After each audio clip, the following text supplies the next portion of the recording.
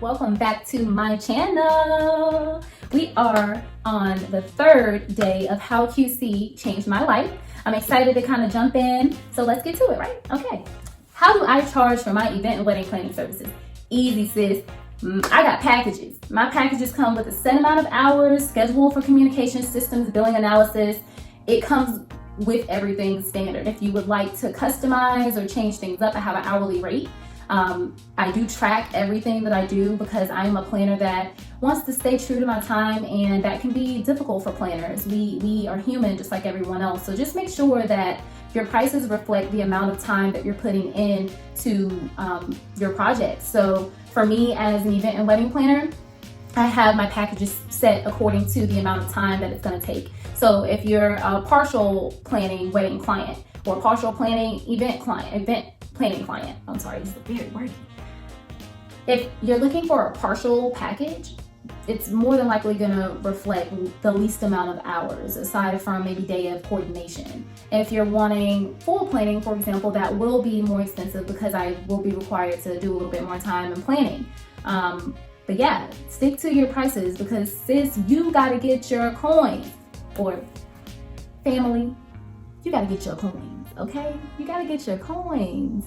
We got to survive. So just make sure that you're charging according to what you feel like your worth is. I wouldn't say to charge any less than $60 an hour. And we go over that within the Certified International Event and Wedding Planning coursework as well. If you want to take a dive, let's look into it.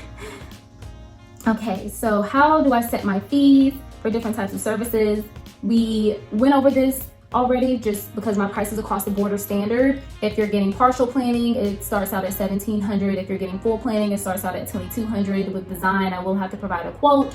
I do have a $250 consultation fee just because we're doing a mock-up, an approval mock-up, that is.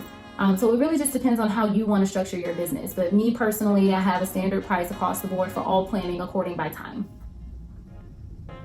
How much can an event and wedding planner expect to make? Wedding planners can make anywhere between $30,000 and $75,000 annually. The income can source from planning, coordination, design, blogging, vlogging, you name it. The industry is so wide, the opportunities are limitless. So I would definitely say with the right advertising and the right amount of creative content, you can definitely reach this salary range. Okay, so let's jump into the next question. To what extent are you nervous or embarrassed to discuss money with your clients?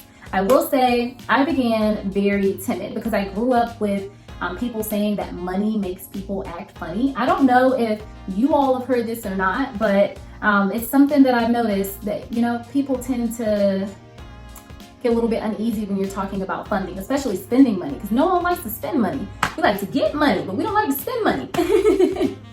So as I got older, I realized that those weren't my kind of people. Those weren't the people that I wanted my clients to be. My clients will be happy to pay my prices.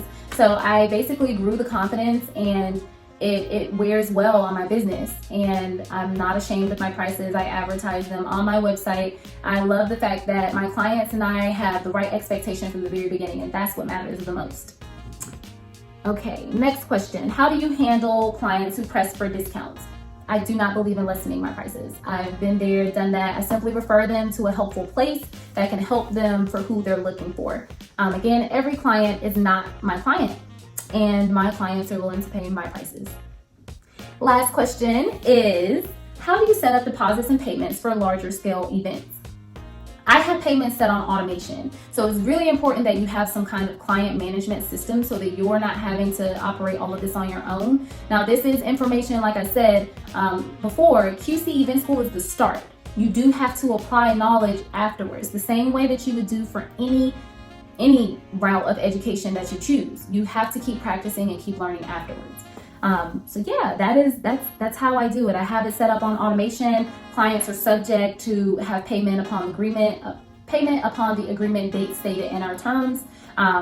These are signatures per date, and change agreements are signed upon as well. So just make sure that you have your contracts and your verbiage in order. You shouldn't have anything to worry about for your deposits and payments. But yeah, we are moving on to video number 4.